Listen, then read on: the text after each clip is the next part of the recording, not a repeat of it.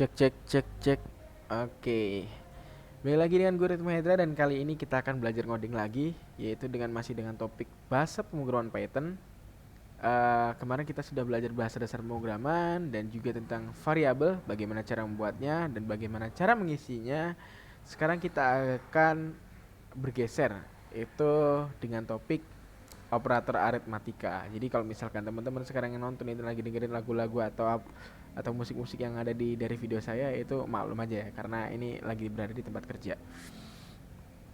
Oke.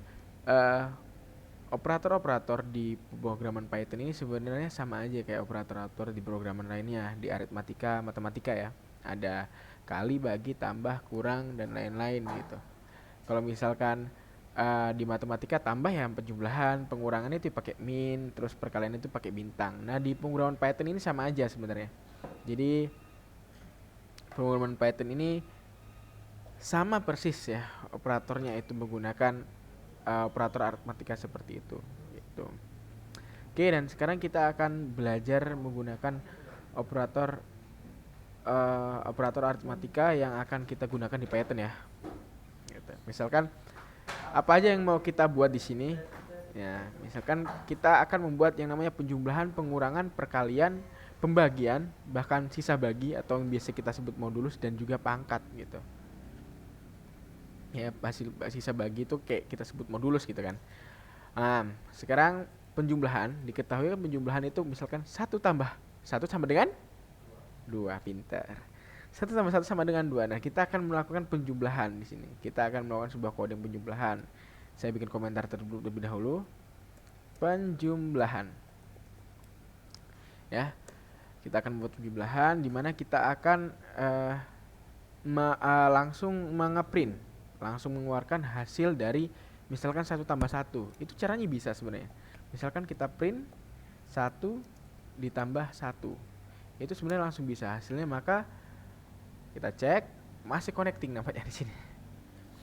Kita tunggu aja ya sampai hijau kayak gini, connect berarti hasilnya 2. Nah, ini namanya kita membuat sebuah penjumlahan yang langsung kita print ya gitu.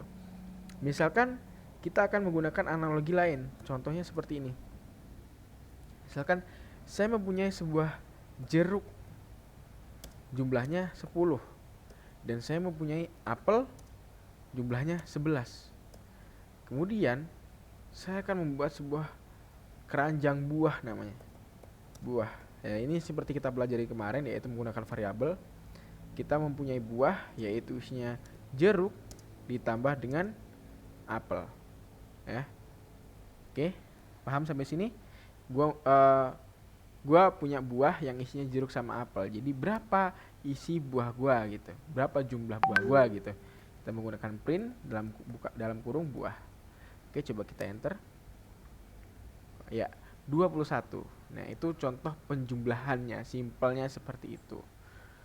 Nah, ini contoh penjumlahan ya. Nah, sekarang kita akan membuat sebuah contoh yang namanya pengurangan. Pengurangan itu sama aja sama penjumlahan ya. Jadi nggak beda jauh lah. Pengurangan ya. Oke, pengurangan. Misalkan kita coba dulu ya. Kita coba yang langsung aja, print 10 dikurang 9 gitu. Sorry.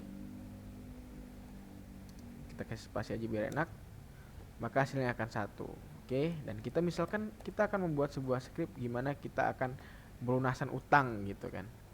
Nah, misalkan gini. Oke. Saya punya hutang.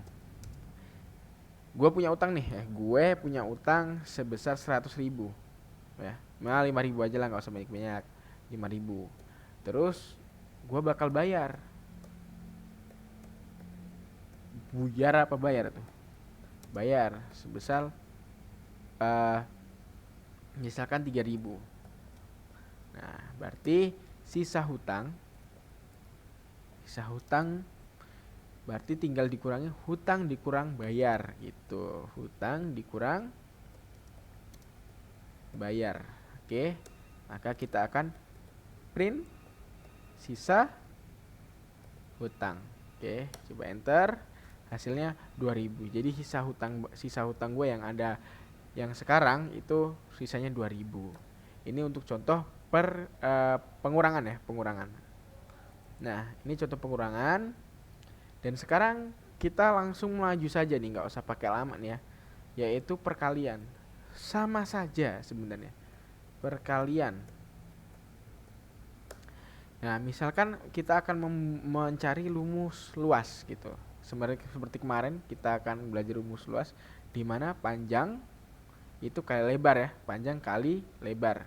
Jadi kita harus menentukan dulu panjangnya misalkan 15, lebarnya 2, misalkan 12 lah ya. Luasnya berapa? Berarti luas sama dengan panjang pakai bintang ya di sini kali lebar. Terus kita print dalam kurung luas.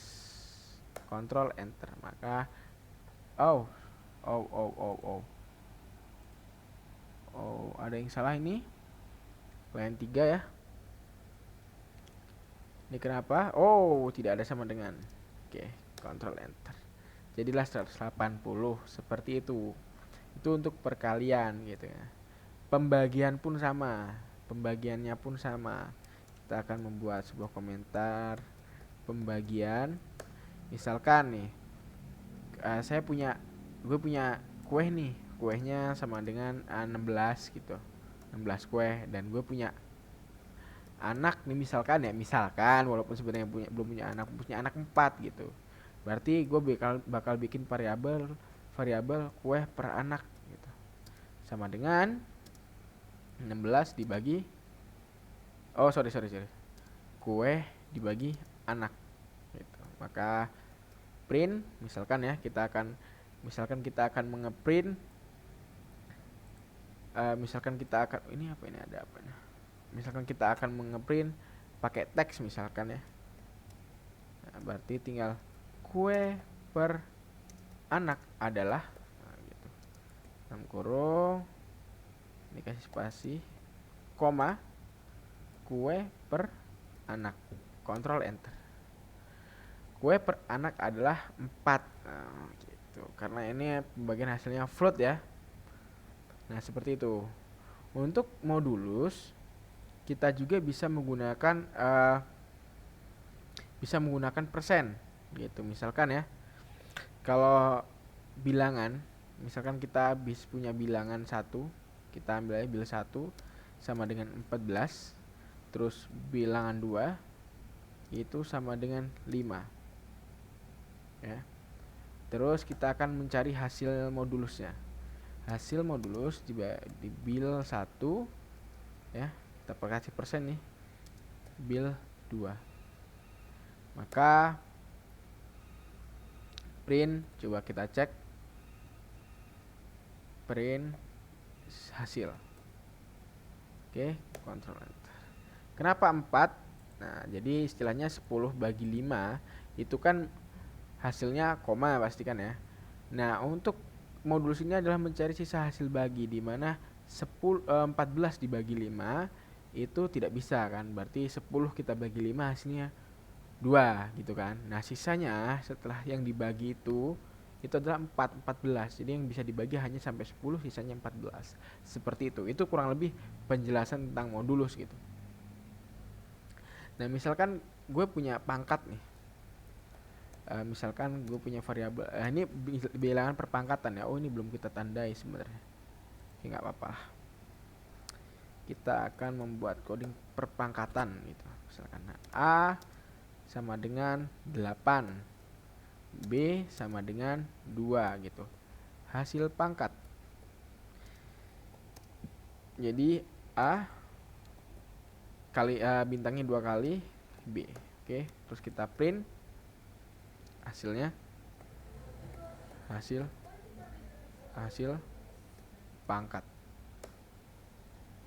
Oke, hasil pangkatnya adalah 64 gitu, seperti gitu ya. Nah, ini kurang lebih penjelasan kita tentang operator ya, operator dari aritmatika ya, operator aritmatika dari Python gitu. Sebenarnya nggak cuma dari Python gitu, sebenarnya nggak cuma dari Python, ada juga ya, itu berlaku pada semua jenis bahasa pemrograman gitu.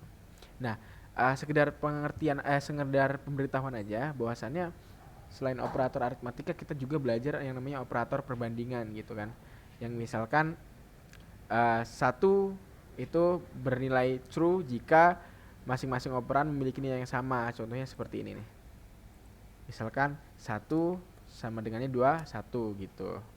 Nah, juga berlaku satu kurang dari sama dengan 2 gitu. Artinya satu itu lebih kecil daripada 2. Seperti itu ya. Itu sedikit tentang operator perbandingan saja gitu. Kalau operator penugasan itu contohnya ketika kita mengisi sebuah variabel gitu. Misalkan kita akan mengisi sebuah variabel A dengan angka 2. Nah, operator aja yang digunakan adalah sama dengan gitu.